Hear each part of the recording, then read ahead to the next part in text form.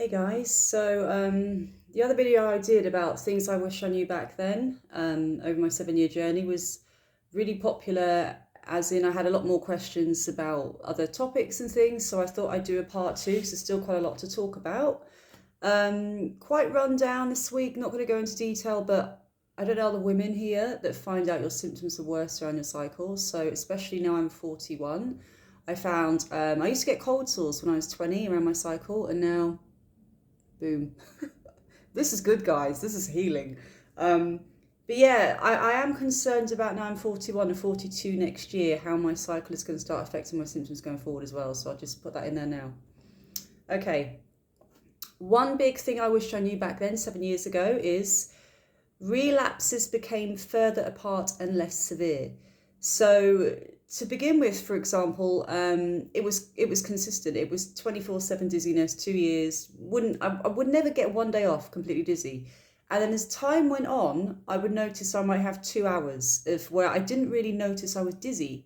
I didn't really notice I was dizzy. And it kind of continued along like that, and until eventually I got to a good level where every day I can go out pretty much and I don't notice I'm dizzy anymore. Okay, but if I overdo it, if I've got my cycle or anything like that and I'm extremely run down, extremely stressed, I will get the dizziness come back. But how I measure my dizziness now in relapses, rather than freak out it's going to go back to square one, I try and monitor it, and I've written this down for you. So I try and make sure to monitor the time between attacks and how severe they are out of 10. So for example, I didn't have dizziness this weekend. I was just run down and had that kind of fatigue. I would say maybe a 5, maybe a 4 actually, maybe a 4 because I didn't really have any dizziness. So I'd say maybe a 4 out of 10. It lasted for 2 days, and now I feel like I'm starting to get my energy back up again. Now, if I compare that to the early day, there was no way of monitoring it because it went on for 2 years like that. I could never monitor anything like that. Okay, so at the beginning, it's hard to monitor things like that. But gradually, as time goes on, you may notice I had a good couple of hours, I had a good afternoon, that kind of thing. And gradually, that's how I worked out I was gradually healing. Now, neurological disease, you'll never be healed from it, but considering where I was healing from it, not being in bed all the time, being, I was able to walk and things like that for a lot longer periods. So it's a really important thing is to track down when you have relapses, how long they're lasting for, okay?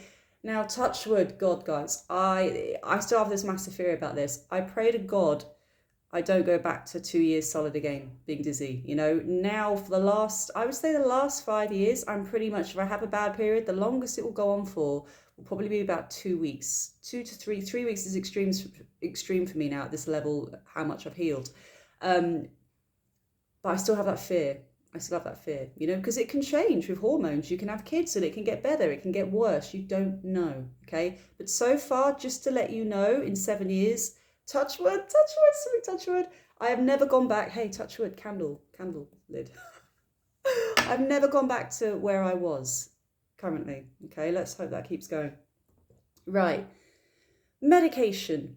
Now, I did try some medication, and I tried a lot of medication, to be honest. I don't go on about medication. If you wonder why, it's because what may not work for me has been a game changer for someone else. So what I've noticed in the groups are somebody will come on and say, I'm not even going to name medications here because I know how freaked out we all get in this early stages, even now, about taking something, what's going to happen to me. Somebody may name a medication and then they will say something in the group like, it was horrendous, I felt dizzy, don't take it, it did this to me, it did that to me. Don't go on by what somebody says. I can't really take medication. I'm too sensitive for medication. But there was one medication that was an absolute game changer for someone else and got their life back. Whereas for me, I was off my face, even worse, like even more spacey and dizzy than what I was anyway. So it's so important to know when you see people in the group never listen to anyone say, don't take it, okay? Because first of all, they're not your doctor. You need to check with your GP first of all, okay? And apparently it takes them like 5 to 6 weeks to really test the medication out properly to see if it's going to work for you. So I just want to get across because I don't like really taking medications because I was very sensitive to take it. But I wouldn't try and put someone else off from taking something because I've seen how it's worked for other people and how they're back working full time because of the medication they're taking. You see what I mean? So take everything with a pinch of salt. Try and avoid the scare stories. You know, they're not they're not really trying to scare you like that. It's because they had a bad experience and they don't want other people to go for the same thing. But at the same time, that medication that didn't work for them could be this other person's life-saving medication. Do you see what I mean? The game changer for them. So it's a big thing about medication as well. Okay. And I wish I knew that, you know. I wish I knew looking back that what may not work for me will work incredibly well for someone else. Whereas another medication where someone says like, Sean, don't take it, it's the worst you can get, it's going to be horrendous, actually help me. Okay. Right. PTSD. This is actually a case, so scholars, this is actually through studies, scholars have said, and this is on the Psychology Today website as well, scholars know that people with chronic illnesses are more likely to develop PTSD than others. So PTSD for me, the fear of it coming back, for example. Now, usually with PTSD, post-traumatic stress disorder, it could be if you had a car accident, you're worried about getting in cars, that kind of thing. It's different for us because we always have this. It's always there. It's not like we're going to get over it and it's a one-off occurrence, okay? So it's really important to be aware of that and look at the symptoms of what PTSD is, just to make sure that if it is really starting to affect you, then to speak to somebody about it as well, okay? So PTSD is more likely to develop in people with chronic illnesses because we're always fearful it's going to come back. The way I got over that recently, I got it really badly maybe 5 months ago about the fear of it coming back because I was just rebuilding my life. I was happy in a relationship. I was a new stepmom. I thought it can't come back now and ruin my life again. You know, I don't want another relationship to end. I'm a stepmom now. I feel like I'm in a family unit. I don't want to lose the kids I've got. Because I'm sick and the relationship will break down. And I had so much fear. And to be honest, the only way I got over that is recognizing what the symptoms of PTSD are and kind of getting on with it with the kids. So just going out to play. And if I'm tired, I rest for a few hours, okay? So that's how I dealt with it. I made myself aware of the symptoms. So I'm thinking, okay, this is PTSD symptoms. You need to be aware of it so you know where it's coming from, kind of thing. But that is actually quite important to know because PTSD, I've spoken to quite a lot of people that have actually got this PTSD with their chronic illness, okay? So just, again, it's mental health, again, it's being aware, Because sometimes I do find it helpful to find out the way you're thinking is not because you're going mad or anything, it's because there is a logical reason behind it, like PTSD, okay? That fear, that anxiety, the pure panic kind of feeling. Right, next thing. I don't know, I'm laughing about this. So I've got a carry-on sense of humour, okay? Just because you didn't do it the first time, don't write it off, basically, okay? And again, I just want to say all of this is about my healing journey. Everybody is different. This is just what helped me personally. Use your common sense if you think this will help you or not, okay? Right, bars. When I went to my first bar, and it was because I was angry. I remember I was angry. I'd been in for so long. I hadn't gone out, I hadn't had a social life. It was getting to the stage where I was still dizzy if I stood up. I'd start to do this. But it also got to the stage where a friend was coming from overseas I hadn't seen for a long time in a bar, 15 minutes away. And I'm like, I'm doing it. I'm going. And I went there and it was bad. It was so bad. Because I couldn't stand, the bar was busy, I was swaying, people were talking to me and I was dizzy, so I couldn't really take in what they're saying. And I had those really annoying bar stools that are really high. To this day, I don't like sitting on these guys. They're really high bar stool, even worse, the spinny ones, where you kind of perched, you can't really touch the floor and you feel like you're spinning. Now, it's a bad experience, but what made me try it again was there was somebody there, my friend's boyfriend. He was just really funny. He was really, really funny. And I like cheesy jokes and stuff, okay? And he was telling some really funny stories about his life growing up and things like that in Finland and Sweden. And he was so funny that for about half hour, I realised I wasn't focusing on being off my head dizzy and focusing on the bar stool and focusing on spinning and moving because my mind was elsewhere. And it sounds silly, but that was a massive wake-up call for me, that my mind was distracted. And when it was distracted, I wasn't noticing my symptoms and I wasn't feeling so dizzy. So I went again maybe 2 weeks after and I built up from there. And now I can easily go for most of the evening if I wanted to on a night out. Easily do it, okay? Hangovers are worse though, to let you know at 41, it's killing me. But other than that, I think the big thing was the distraction. And again, it kind of goes back to that thing about not when I stopped obsessing about my symptoms every day, and I made myself distracted, it helped. And I didn't notice I was dizzy so much. So going for a walk in the park in the early days, there's no way you can ignore being dizzy. But as I gradually began to heal, I look out and we got lots of parakeets by us, by the way, literally.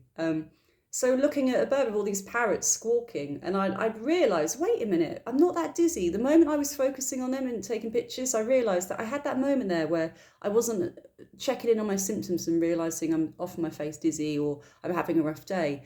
And that's how I kind of carried it on. I stopped checking in on myself constantly. And again, guys, you need to look into neuroplasticity for that as well, because it's almost like if you train your brain, it's almost like you rewire your brain to pick up on symptoms every day, that how fearful you are and how scared you're going to be dizzy and how bad your day going to be. And it's almost like you're rewiring your brain to have fear from that and trigger off these neural pathways. So it's almost like you retrain your brain to not focus on that constantly. That takes time, okay? And I'll tell you now, I could not have done that in my early days. No way, no way. Literally maybe 2 years later was when I got to the neural pathway where I was getting on with it and not checking in with my symptoms. To start with, how can you not when everything's moving, okay? But that is something to look into at a later date, maybe for some people out there. Okay, now let's see what else we have here. Oh, wow. PPPD is persistent postural perceptual dizziness, okay? Now, I had this, and this is the thing that kept me dizzy 24/7 for literally like nearly 2 years. The beginning vestibular migraine thing was always there. It was silent migraines, then I was having 3-4 migraines a week kind of thing. But PPPD was actually constant dizziness 24/7 without any breaks. Because I remember looking at people with vestibular migraines and speaking to neurologists, reading books, and they say, oh yeah, people have dizzy periods for maybe a couple of days, then it goes. I'm like, I'm not like that. I'm not dizzy 24/7 constantly. And then we realised I had PPPD because it was going on for so long. I'm on about years later. I still had it there. And again, the main thing I used to get over that was vestibular therapy. That's one of the main treatments for PPPD. So look into PPPD as well. If it's still 4 or 5 years in and you're still dizzy 24/7, okay, that's definitely worth looking into, because that's what I had, okay. It just carried on being dizzy constantly. And vestibular therapy and being active is how I got out of that and broke that cycle. I did notice when I had this, guys, I had massively increased phobias. So I used to fly a lot, only because before I turned 30, I had one chance to work in other countries before I turned 30, and after that I'd lose the visa and I wouldn't be able to work in Australia, New Zealand, anywhere like that. So I never had the money to be one of these people that's like, hey, I've got 10K, I'm just going to jet set around the world and go to Cambodia or Vietnam. I didn't have that money. I had to do working holidays. But I travelled a lot. I did travel a lot in that time. I really did. So I was used to flying on planes, big time.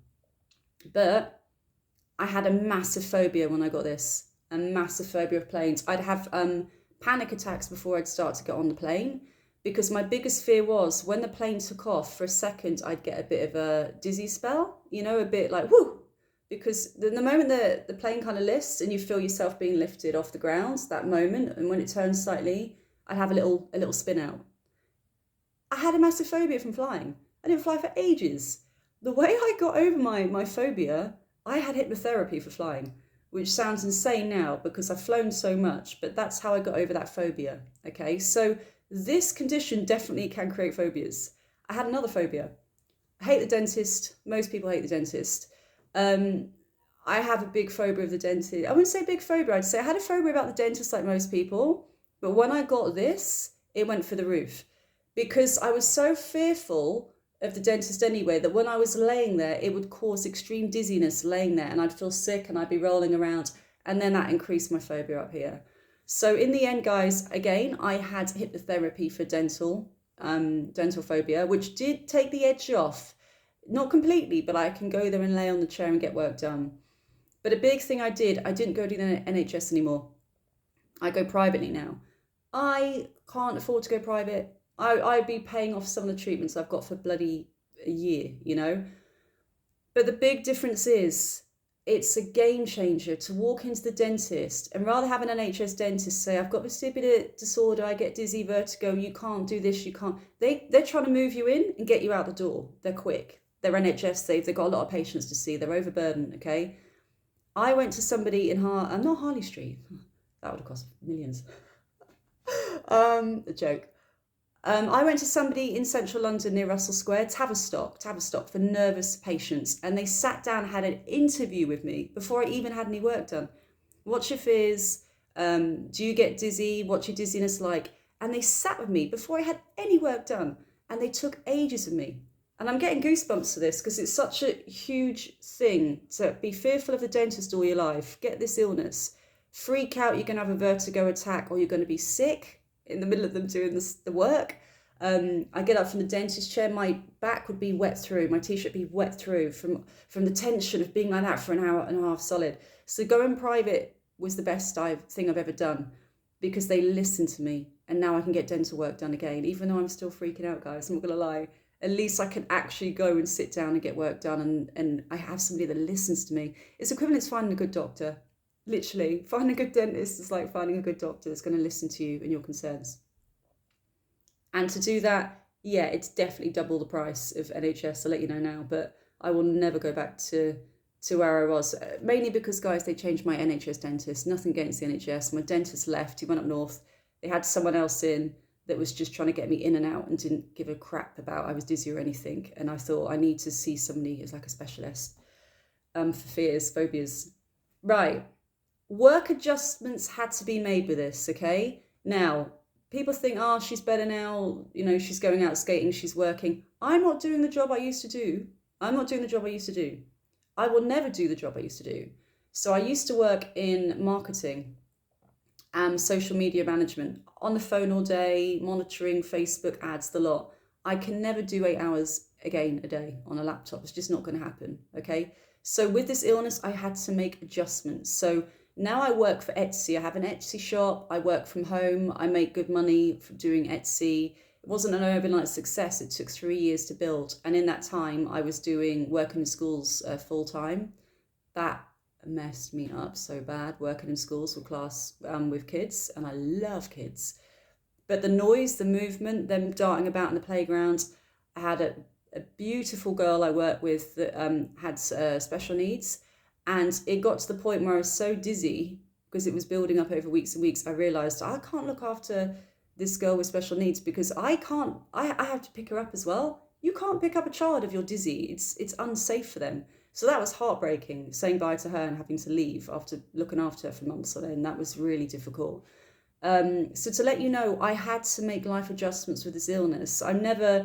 People say you're back to normal. I'm not really back to normal in the fact because I never got my life completely back. I never will, okay? But hey, I can function. I can go out and go for lunch. I can meet friends. I can go skating. But I will never have my full-time job back. I will never, highly likely, never work full-time again on the computers from what I was doing. And that's where I am. Other people have, okay? But that's where I am right now. And that's where I've been for a few years. And I'm happy working from home. And it took bloody ages, guys. It took me doing 2 jobs, working on Etsy, doing school work, coming back doing Etsy work, okay? That is it. That's everything. But the work thing is massive. It's really important that you know that, because when people think I've just got my life back together, no, I won't be going back to full-time work on computers anymore. I will not be doing 8 hours a day. So I'm bloody lucky I do what I do working from home. Honestly, it's a godsend. Anyone else that wants information on that, I also did personal assistant, PA work, working from home 4 hours a day where I can work from home. So virtual assistants, people per hour offers jobs, that kind of thing along those lines, to let you know. If people are desperate, because I was desperate for money, I was, you no idea how bad it was. Right, that's it. I'm off because now I need to do some work for my shop. So bye guys, hope this helped.